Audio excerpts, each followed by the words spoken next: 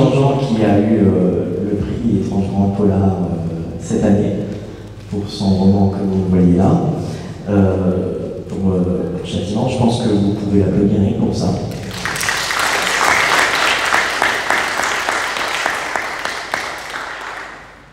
Et puis Hervé Lelouret qui n'a pas eu le prix.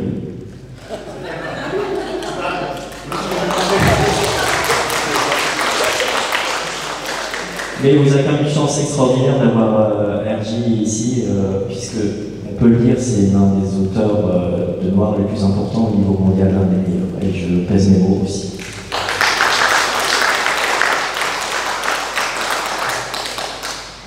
Céline, on va commencer par toi, marraine de l'édition aussi, oui, il faut le dire. Présentation en 2 mots, vraiment en 2 mots, éducatrice spécialisée. Alors, on va surtout parler de tes livres, donc on va présenter tes livres. Tu as l'habitude d'utiliser des personnages récurrents. Héloïse Bouquet, gendarme. Le major Louise Comon. 8 romans, 4 et 3, hein, c'est ça. On verra que c'est très différent de Roger Kimmel avec que des histoires individuelles. Et on va commencer à parler de tes romans. Je présente quand même celui d'avant qui est sorti en poche. Précipice, on va bien sûr se focaliser sur le nouveau, mais je tenais quand même à le présenter. Première question ça permettra de présenter un peu l'intrigue de quoi il en retourne. On est un peu dans une enquête un peu à froid, où le mauvais coupable est imaginé, et donc c'est un démarrage un peu différent de beaucoup de polars. Oui, effectivement, dans Châtiment, ma major Louise Comon de la brigade de recherche de Tarbes hérite d'une affaire qui avait été initialement gérée par la section de recherche de Toulouse. Le dossier lui est remis en même temps que l'explication. C'est le meurtre d'une femme issue d'une famille respectable a priori, qui ressemble en tout point à une série de crimes commis sur le territoire français depuis 20 ans et dont le tueur a été surnommé le thanatopracteur. Donc ce dernier crime, ce 22e crime, a été à tort attribué au thanatopracteur. Et au moment où Louise hérite de l'enquête, la section de recherche vient de se rendre compte qu'elle avait fait une erreur, parce que le thanatopracteur a été identifié, et au moment de l'interpellation à son domicile, on a découvert un cadavre d'un monsieur qui était mort depuis bien plus longtemps que la date à laquelle avait été assassinée cette femme. Donc ça ne peut pas être lui le tueur. Partant de là, on a affaire à un copieur. Et ce copieur, peut-être a-t-il un mobile, mais a-t-il tout simplement cherché à faire porter le chapeau à un tueur en série de renom qui n'avait jamais été arrêté. Et de là, le dossier retourne, on va dire, dans une enquête plus classique, mais quelques mois sont passés. Et mon enquêtrice, Louise, donc, se retrouve sur une affaire un peu bancale dès le départ. Avec les traces qui sont froides. Voilà, exactement. Avec des témoins qui ont perdu qui ne sont plus dans une mémoire immédiate. Des mois sont passés et elle reprend de zéro avec du coup une enquête de proximité, comme elle aurait conduite dès le départ si le crime n'avait pas été à tort attribué à un autre. Et elle va enquêter en proximité de cette femme, sa famille et son milieu d'appartenance. Et là, elle va rentrer dans un milieu de gâteau ultra et découvrir bien des secrets. Une petite présentation sur le personnage de cette major, parce que c'est un personnage féminin fort, assez atypique, un peu à l'antithèse du héros qu'on pourrait imaginer dans beaucoup de livres. Oui, c'est un parti pris, bien sûr. Je compte une major donc, en brigade de recherche, en région, donc, en gendarmerie, femme. À Tarbes. À Tarbes, voilà, il y a plus de 50 ans. Et c'est un parti pris parce que, justement, l'archétype du héros dans le polar, c'est un archétype qui est de plus en plus usé. Je ne dis pas que tout le monde, de nombreux auteurs et autrices se renouvellent sur ces questions, mais l'archétype du héros, sur les 30 dernières années, ça a souvent été déjà un homme en police, idéalement au 36 des Enfers à Paris. Et, alcoolique. Voilà, le flic, quoi. Comme on dit, le flic, en blouson de cuir, mal rasé, alcoolique, et divorcé, tout ça à Borderline. Et moi j'avais envie de camper la femme dans le polar, autrement que comme une victime, ou autrement que comme une héroïne badass, c'est-à-dire qui fait du kung fu en talon aiguille et qui a 140 de QI. Je voulais une femme plutôt ordinaire et traiter du coup, mettre plus en avant le contexte et les sujets que j'aborde, plus que construire un livre autour, malgré le fait que j'ai des personnages récurrents, je ne voulais pas céder à la tentation de construire un livre autour d'un héros. Finalement, Louise, elle, si on l'aime ou si on en fait une femme forte, c'est peut-être tout simplement parce qu'elle est très ordinaire. C'est ce que je pense. Puis, comme tu l'as dit, elle a la cinquantaine, donc c'est aussi différent des personnages qu'on peut voir, de jeunes flics qui ont les dents longues, etc. Oui, tout à fait. Et par l'âge, et par son statut, c'est pas a priori le profil de l'héroïne qu'on attend.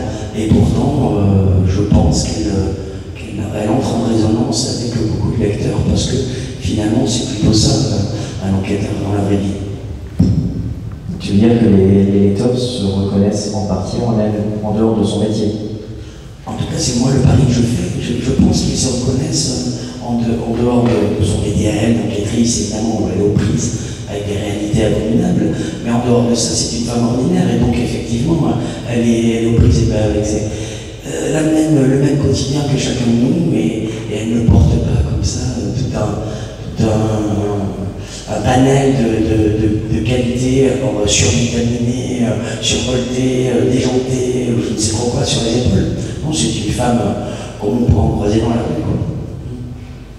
Et du coup, au niveau de l'histoire, ça tourne autour de violences intrafamiliales, c'est des sujets qui te tiennent à cœur, sûrement en lien avec ton métier, mais subjectif personnel.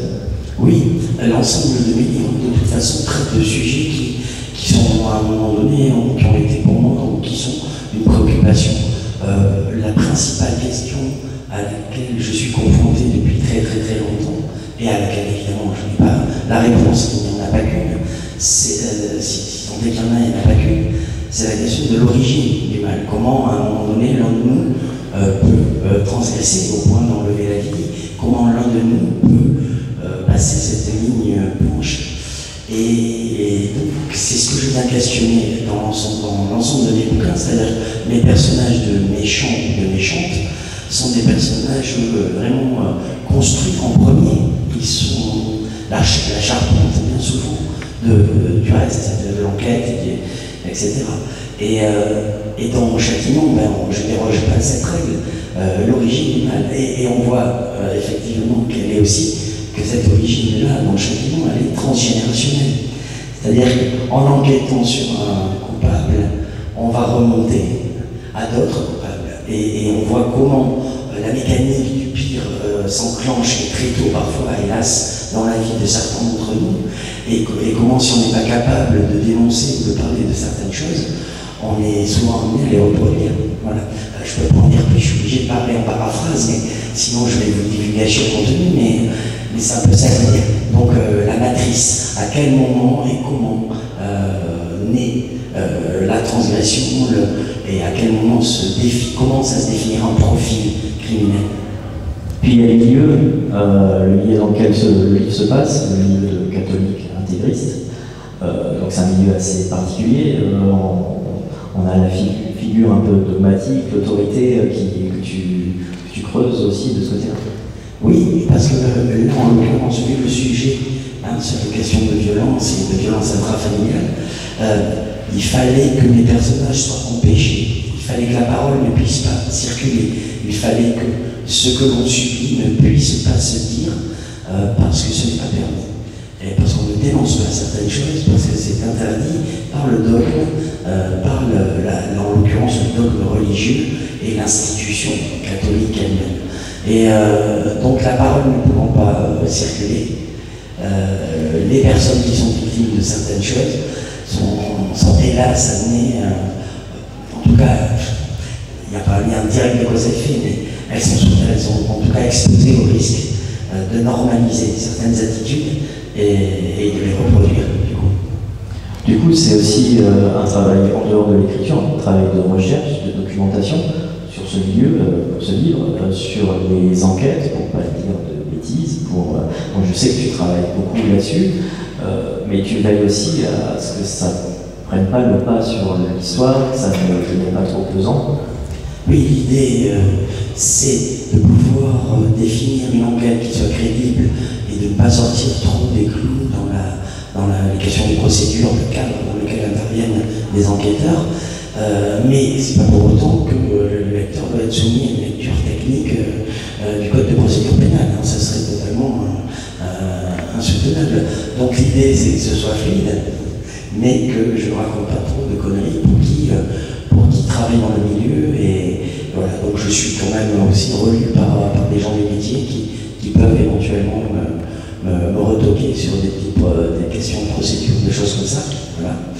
Et je pense que c'est important. Et la recherche après, autour du thème qu'on a choisi d'aborder, c'est incontournable.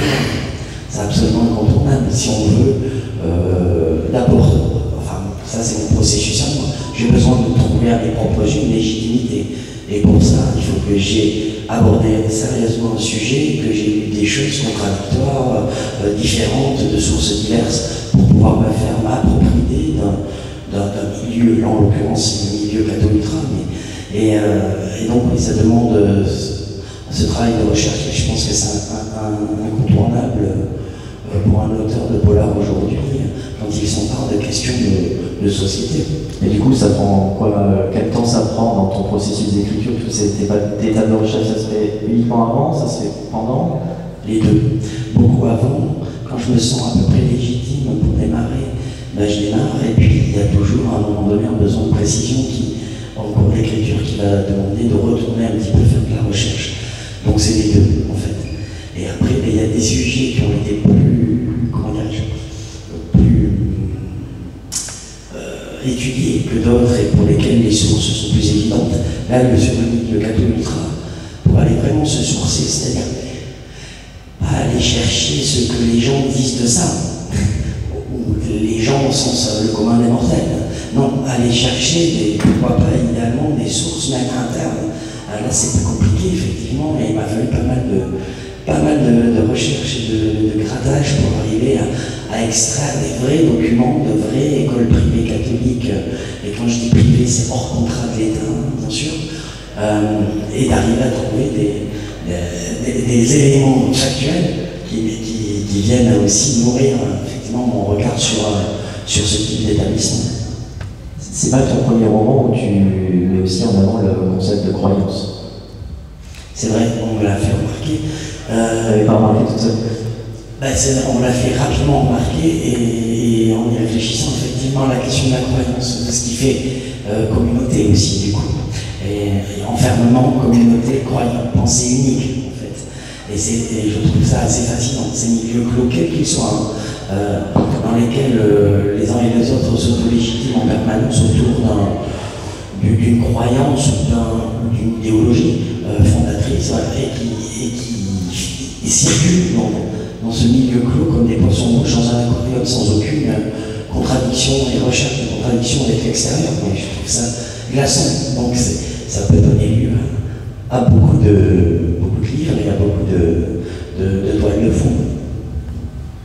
Puis dans son roman, tu utilises aussi plusieurs voix, ça te permet d'avoir différents angles d'attaque. Oui, je trouvais intéressant, je ne peux pas dire pourquoi, parce que si certains d'entre vous n'ont pas lu et veulent le lire, ce serait vraiment fauté que de dire pourquoi, mais utiliser les divers angles de vue et pour montrer également qu'on peut être sincère et se tromper, c'est-à-dire regarder par un prisme, rendre compte de ce qu'on a vu au travers d'un prisme, sans savoir qu'on a ce prisme, et finalement se tromper avec toute la sincérité. En l'occurrence, par exemple, à un moment donné, je donne la voix aussi, pas que l'enfant de cette famille, et il va être très sincère dans ce qu'il va finir par dire à la police. Non, la sincérité n'est pas nécessairement la vérité. Voilà. Et j'aime bien jouer là-dessus aussi. La question du regard, du biais, qui fait qu'on interprète les choses, une réalité sous un certain angle. Merci Céline pour cette présentation du livre. On va passer à Roger. On va parler de son nouveau roman, s'il veut bien. Avec le micro. Invité d'honneur en 2024 de Étrange Monde. Un auteur anglais, mais le pays où on rencontre le plus de succès, c'est la France, et de loin. Ça prouve qu'on a bon goût. 16 romans traduits en français, un peu plus encore d'écrits, mais on rattrape chaque année le retard, même s'il écrit beaucoup. Premier succès immense avec le premier roman traduit qui était Seul le silence. Et donc, comme je le disais, tous ces romans sont, eux, indépendants. Donc on va parler de son nouveau roman, qui se passe dans un coin pauvre de l'Amérique, les Appalaches. Tu as voulu les décrire, tu as cherché à ne pas tomber dans les stéréotypes sur les gens qu'on rencontre souvent dans les livres. Je crois que tu as voulu beaucoup travailler sur ça. So I understood the preamble, the question specifically. Okay, so you wanted to know if you can confirm that you wanted to describe the story without being stereotypical of its inhabitants of the Appalachian.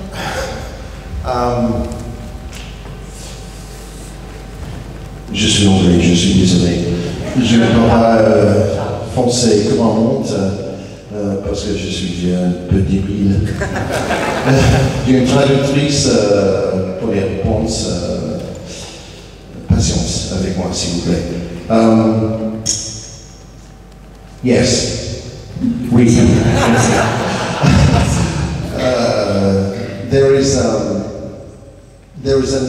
it's difficult because les Appalaches crosses 13 states in America. C'est compliqué parce que les Appalaches traversent en gros 13 États des États-Unis. But yes, there is a stereotypical attitude towards the people in the southern states of America. Il y a une attitude stéréotypique par rapport aux habitants du sud des États-Unis.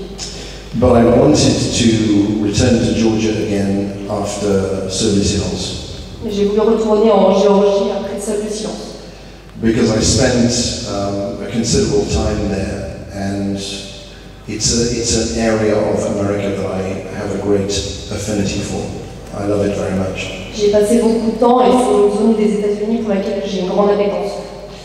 And the people that I met and the people that became friends were not stereotypes at all. Et les gens que j'ai rencontrés qui sont devenus des amis n'étaient pas du tout des stéréotypes. But I think it's also fair to say that none of the books that I have written are conventional polar or conventional policier. Je pense qu'il est également juste de dire qu'aucun des livres que j'ai fait n'est vraiment des conventionnels dans le style du polar ou du thriller. I think they are more un roman noir avec des personnages très forts et l'environnement est très important pour l'ambiance et l'atmosphère. Pour moi, la place, l'environnement est un autre caractère, un autre personnage de cette histoire, comme une saison pour les ombres, comme au nord de la frontière, Québec, le nord-est du Canada. Une saison pour les ombres qui est le roman juste avant, qui est sorti en poche. And the intention with every book is to make the reader feel that they took a journey in a landscape. D'accord. Donc l'intention qui est dans chaque livre, c'est de donner l'impression au lecteur d'avoir fait vraiment un voyage dans différents paysages. And that the characters that they make this journey with are, or could be, real people. Et les gens avec lesquels ils font ce voyage pourraient ou sont des amis. Des vraies personnes. And I have this experience of meeting readers who ask me questions about what happened to the characters after the story was finished. J'ai l'expérience avec des lecteurs qui me demandent ce qu'il arrive aux personnages une fois que la lecture est finie. Because they care about them, because they're real personalities. Parce que ce sont des vraies personnes, elles ont des vraies personnalités, du coup ils s'inquiètent de ce qui leur arrive après. And I think for a writer, I think you would agree, Celine, it is the best compliment when the reader engages emotionally with the people that you've created. Je pense qu'on peut dire, et Céline, tu seras d'accord avec moi pour dire que quand on est auteur, c'est le plus grand compliment qu'on peut nous donner parce que ça veut dire que le lecteur est engagé dans les personnages. Oui. So yes. Merci. Ce qui est bien avec Roger, c'est qu'il répond à la deuxième question. C'est pratique. Parle-nous un peu de ton personnage. Parle-nous un peu de Victor, qui est un personnage vraiment complexe. Oui. Tous les personnages est très complexe dans l'histoire. Why? Because human beings are complex. Parce que les humains sont complexes. We understand from research and from our work that there is no such thing as a good person or a bad person. On comprend de notre travail et de nos recherches qu'il n'y a pas ni de bonnes ni de mauvaises personnes. Everybody is on a spectrum, on a grade of different shades and different colors. Tout le monde est sur différentes échelles, il y a plusieurs couleurs différentes. And I think we write, everybody wants to make the right decision. Everybody wants to do the right thing. But they base their decisions on what they know. Tout le monde veut prendre la bonne décision, mais ils se basent sur ce qu'ils savent. And sometimes they don't know everything. Et parfois ils ne savent pas tout. And they realize afterwards that they have made the wrong decision. Et ils se rendent compte après coup qu'ils ont pris la mauvaise décision. So what is most interesting for us is to explore how people deal with the consequences of their decisions when they are right and also when they are wrong. Pour nous, ce qui est intéressant, c'est de savoir quand les personnages explorent leur réaction à leurs décisions, quand ils ont tort, quand ils ont raison. Everything that people do is an effort in a way to solve a problem or to survive better. Tout ce que font les gens, c'est un effort pour comprendre mieux et pour survivre. And sometimes this means that they compromise their own moral code, compromise their own integrity. Et parfois, du coup, ça inclut qu'ils doivent compromettre leur propre code moral et leur integrity. Et leur intégrité. For example, a detective or an investigator who breaks the law technically to solve a greater violation of the law. Par exemple, c'est un personnage qui est obligé des fois de briser la loi pour répondre à... To investigate or reveal the truth of a greater violation of the law. Parfois, il est obligé de briser à l'encontre de la loi pour faire une enquête et aller plus loin dans la recherche. And I think it's the grey areas and the areas of uncertainty that are most interesting to us as writers of this type of polar. Je pense que pour nous, pour auteurs de ce type de polar, de ce genre d'écriture, c'est le plus intéressant, c'est ces zones un peu grises, un peu d'ombre qu'on aime beaucoup explorer. Oui. Roger fait partie des personnes, des auteurs, à la différence d'autres, qui pensent que les humains sont particulièrement bons à la base et pas mauvais. Tu me le confirmes, hein?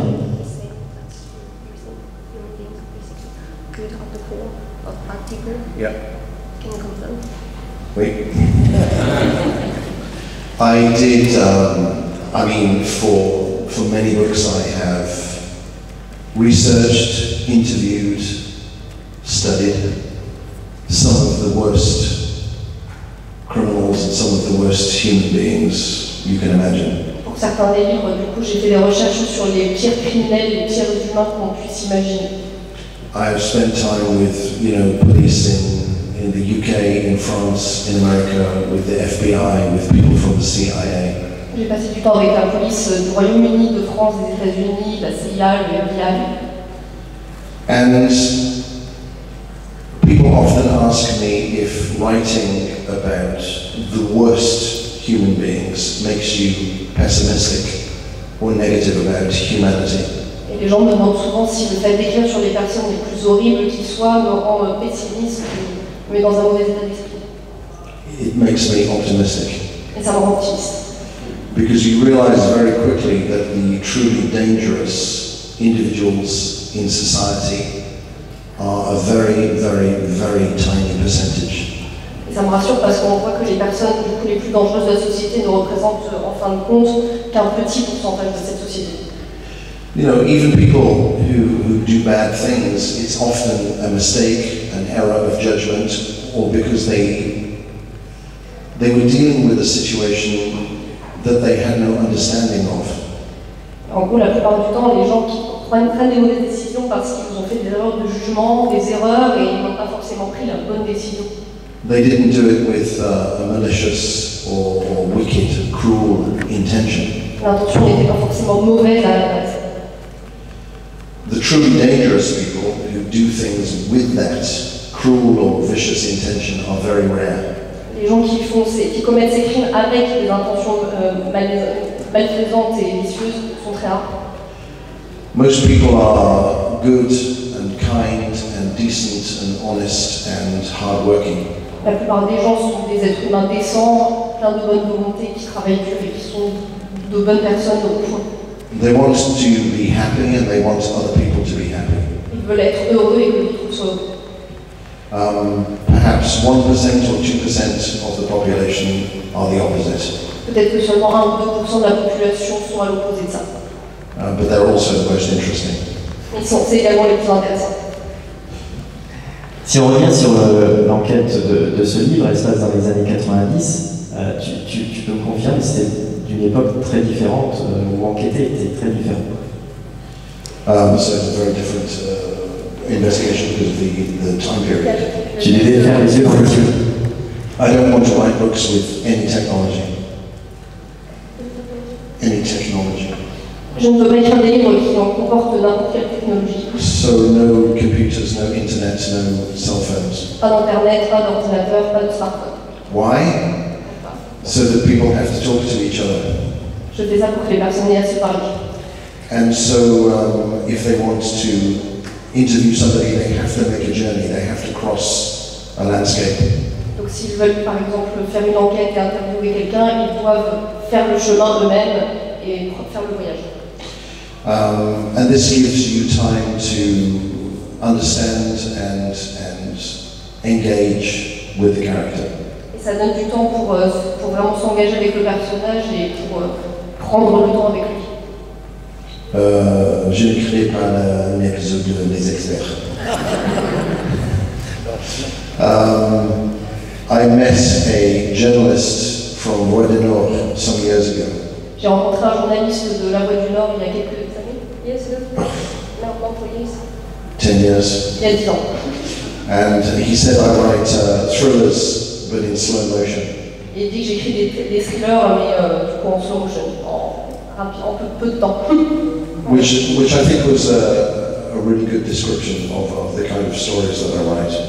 Et j'ai trouvé que c'était une très bonne description du fait que je prenais mon temps pour les livres. And I appreciate books, polar, with interesting denouement and many twists and many different misdirections. J'apprécie beaucoup les polars, les thrillers qui ont beaucoup de retournements de situation et qui sont Yeah, like manipulating the narrative. Et qui manipulent beaucoup la narration. Making the reader think one thing when it's something else. Faire croire au lecteur que du coup c'est quelque chose alors qu'en fait c'est l'inverse.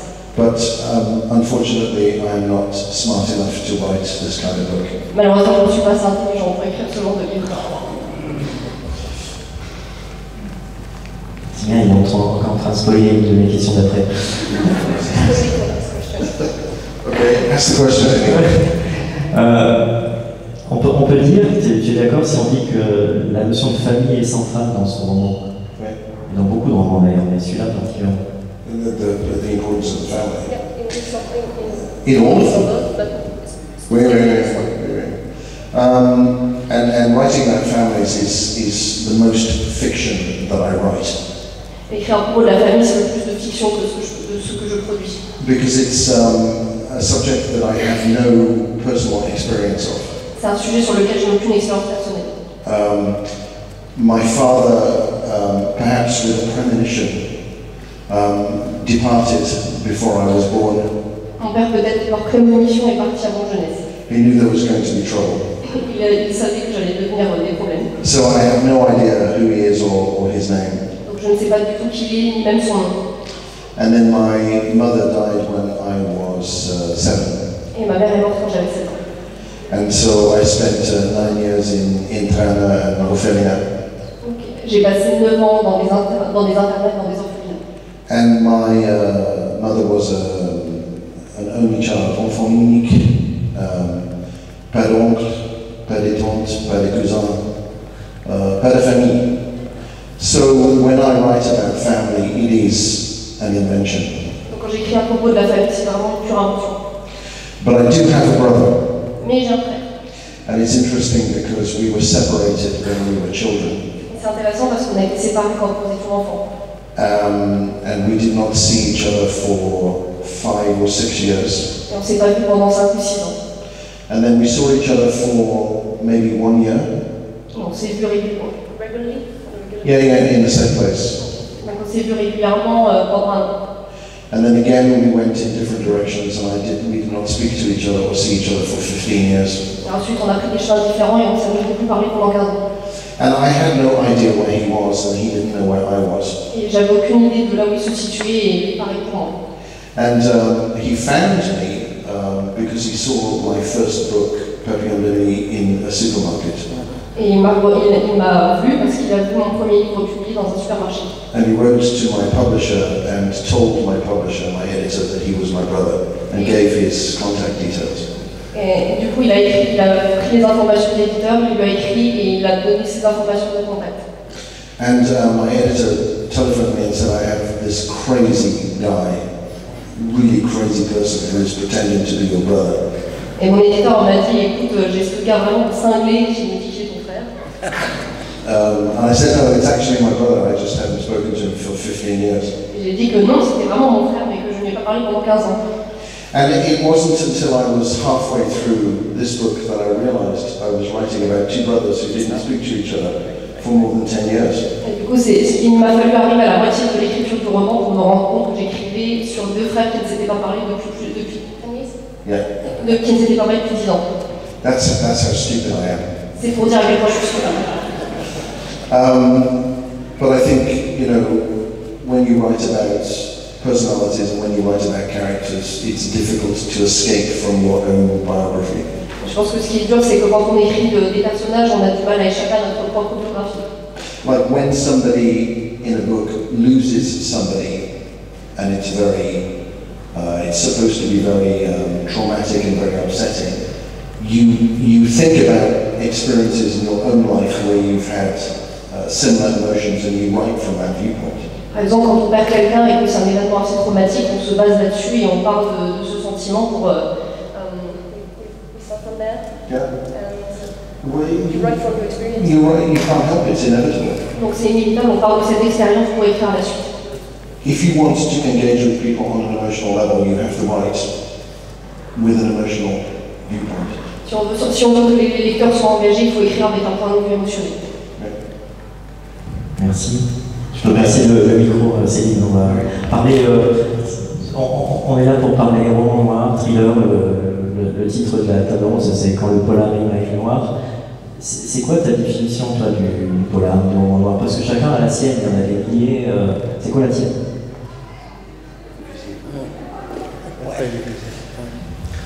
Je ne sais pas si j'ai une définition, mais en tout cas j'ai des attentes. Moi, en tant qu'actrice, quand je vois un polar, je veux beaucoup de psychologie, je veux des...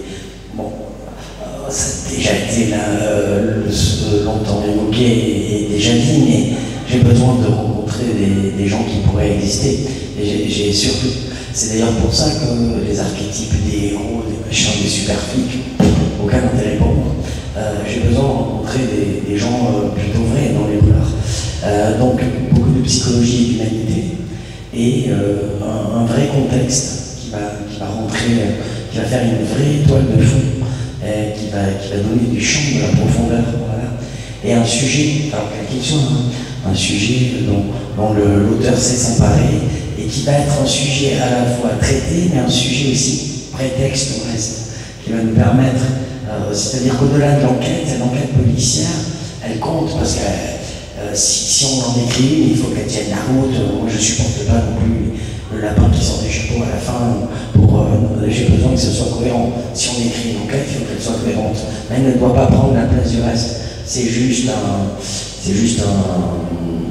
fil rouge, l'enquête. C'est ce sur quoi on va adosser le reste. Et le reste, c'est les personnages. Donc, de la profondeur dans les personnages, de la psychologie, des gens qui sont véritablement incarnés sur le papier et qu'on se représente très facilement. Et le plus dur, c'est d'arriver, quand on écrit, à le faire avec le moins de mots possible, avec le sens de l'essentiel. Voilà. Et c'est là que la charge émotionnelle va rentrer en compte aussi. C'est-à-dire qu'il faut que le lecteur soit en face à un miroir et que très rapidement, avec très peu de mots, il a déjà croisé ce type, cette femme, mal d'immeuble au coin de la rue, dans sa famille. Mais tout en restant dans le genre du thriller. Intégrer ces choses qui peuvent être du développement, mais tout en étant quand même dans un côté thriller avec du rythme, des choses qui se bouleversent les unes après les autres. Le thriller, c'est le frisson.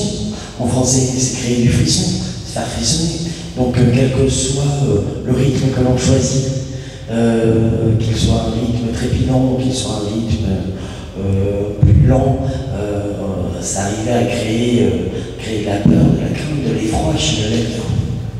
Roger, même si j'ai commencé à répondre, merci, tu vas pas commencer. C'est quoi ta définition du roman noir? Pour toi, qu'est-ce qu'un roman noir? Un bon roman noir, ou tes romans noirs, comment tu vois? Good. Ok. Il est difficile. C'est impossible une réponse définitive, peut-être.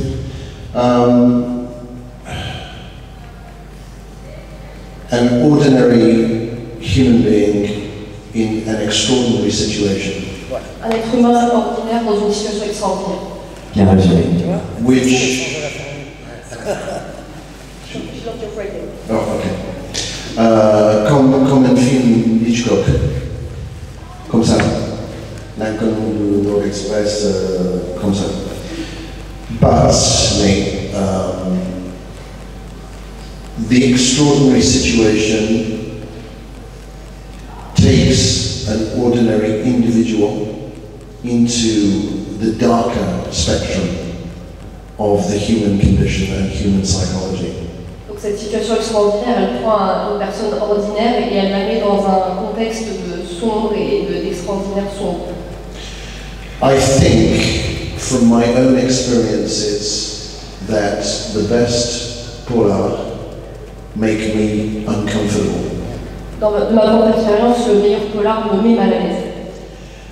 I find myself asking, if this was me, what would I do?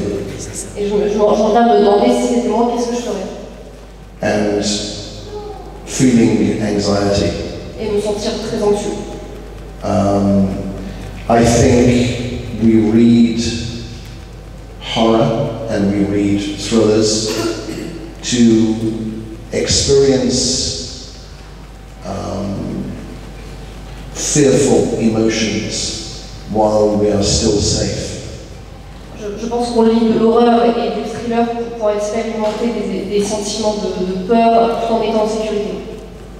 But I think it's the sensation of psychological turbulence that is strangely addictive. Je pense que c'est la sensation de turbulence un petit peu qu'on ressent quand on lit qui est le plus addictif. But, every book is different and every reader is different. Et tous les livres sont différents et chaque lecteur est également différent. You give the same book to 10 different people, they each read 10 different books. On donne le même livre à 10 personnes, elles ont chacune 10 livres différents. So really I can only speak from my own viewpoint, my own perspective. Donc je ne parle que de mon propre point de vue. Yeah.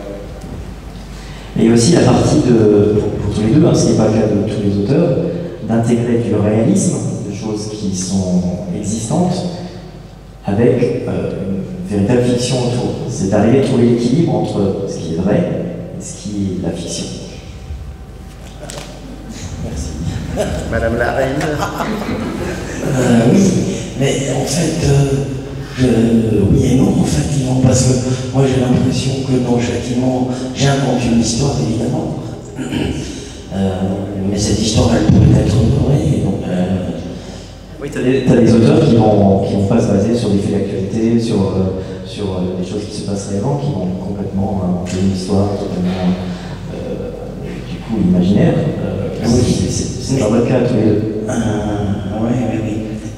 Oui, mais en fait, on s'empare de sujets qui sont là, cachés ou moins cachés.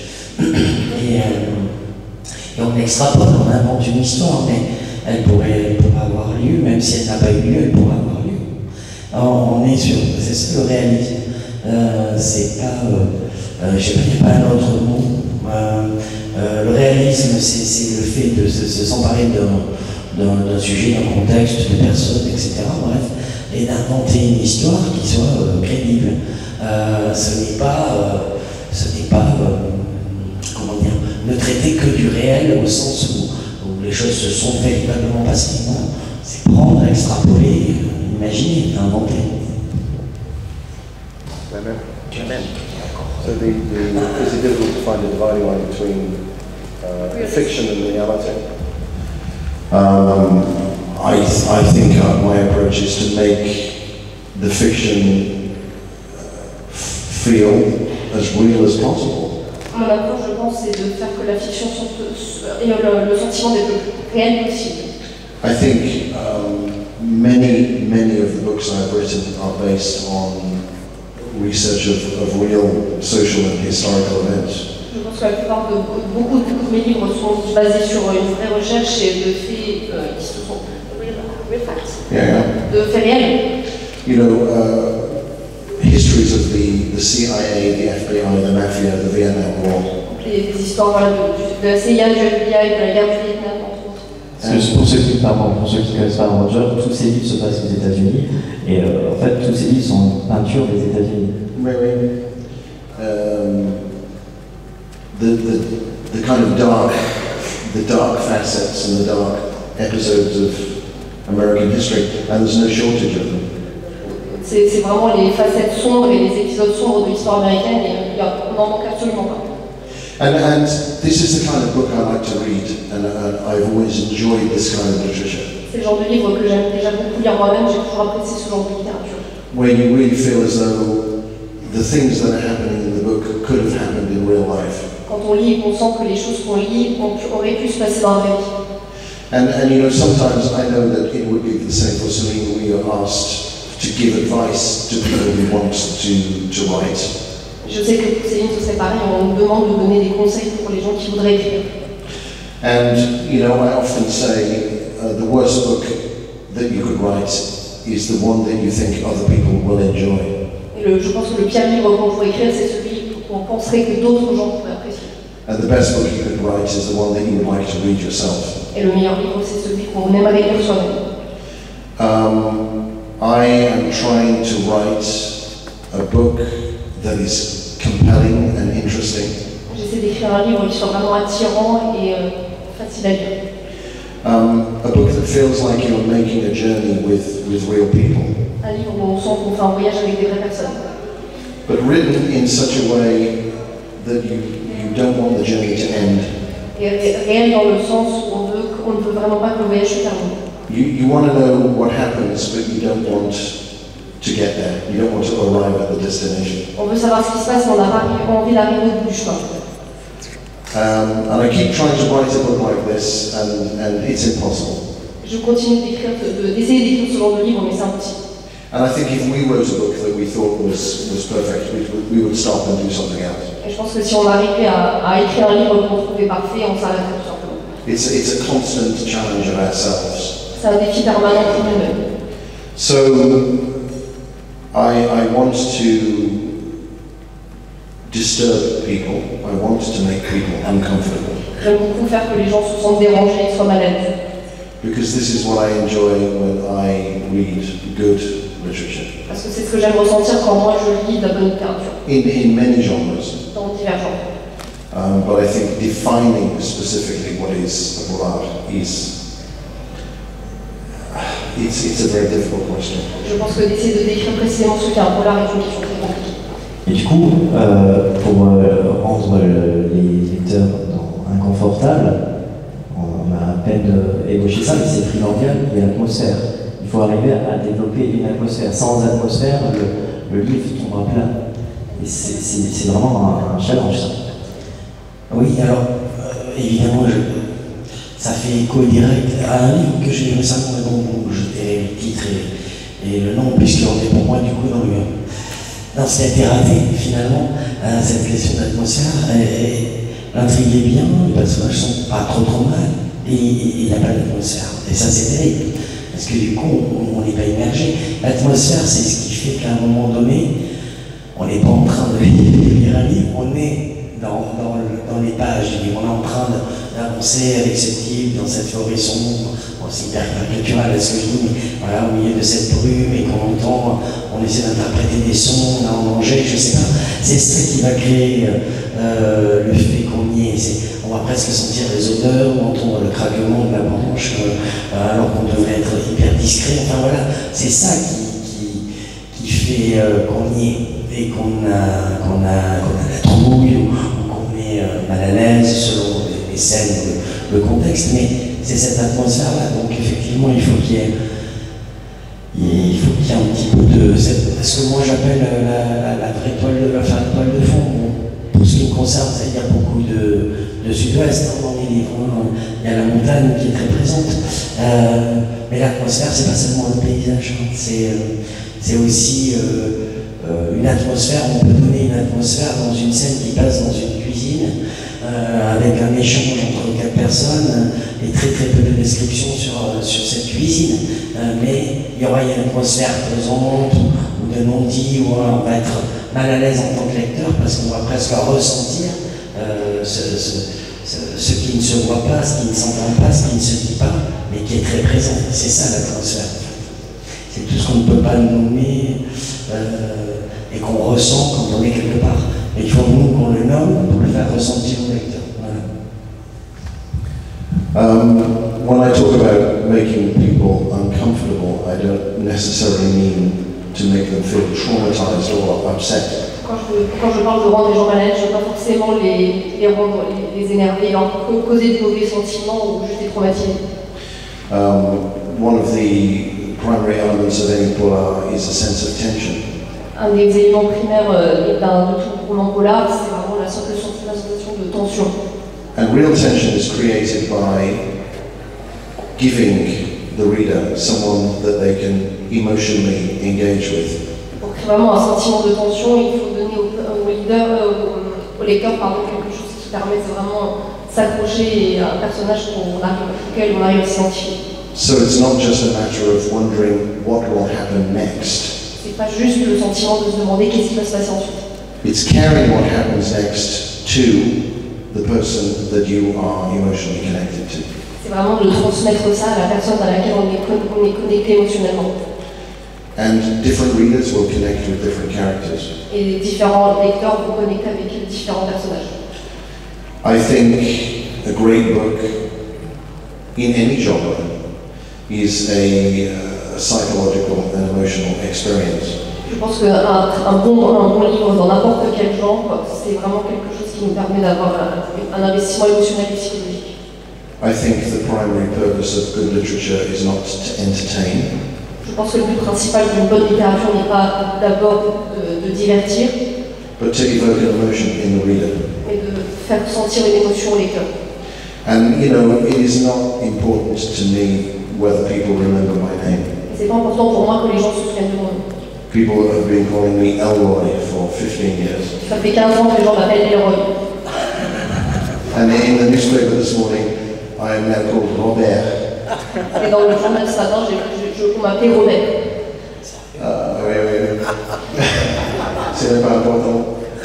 It is not important if people remember the details of a story or even the names of characters. C'est pas important tant que les lecteurs se souviennent du nom des personnages et de l'intrigue. But I hope that if somebody reads a book that I've written and then they see the book 6 months later or a year later, they will at least remember how the book made them feel. Bon, on va dire ce que j'espère vraiment le plus, c'est que si les lecteurs lisent le livre 6 mois, 1 an, plus longtemps après, ils se souviennent encore de la sensation que le livre leur a fait ressentir. Even if they hated it. Même s'ils l'ont détesté. Because it's better to hate a book than to have no opinion at all. Parce que c'est mieux de détester un livre que de ne pas en avoir d'opinion du tout. And sometimes people write to me and say, I really hate your book. Et parfois des gens m'écrivent et me disent, j'ai vraiment détesté ton livre. And I take that as a compliment because at least it created a reaction. Et je prends ça pour un compliment parce qu'au moins ça a créé une réaction. Merci. On va arriver au bout de cet entretien. Donc vous aimez bien mettre les lecteurs dans des situations confortables. Tiens, je vais le faire aussi moi. Il faut absolument acheter vos derniers romans parce que c'est parmi les meilleurs que vous ayez fait. Mais si vous deviez en conseiller un autre, ça c'est inconfortable comme question. Tiens. Selon l'humeur du jour.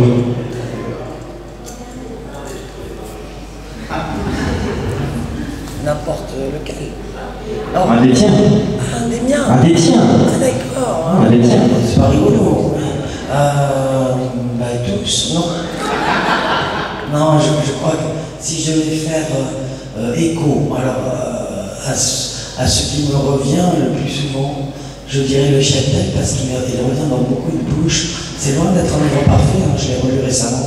J'ai levé les yeux au ciel un petit paquet de fois, parce qu'écrire c'est aussi évoluer, et dans le style, et dans la... Bref. Donc j'ai levé les yeux au ciel 2 ou 3 fois, mais je me rends compte, ça fait écho à ce que disait Robert. C'est ça, Christine. Ça fait écho à ce que disait Roger, c'est l'empreinte que ça laisse, et le cheptel apparemment émotionnellement laisse une empreinte très forte. Donc ce serait dans ce sens-là, du coup, je vous conseillerais. Merci.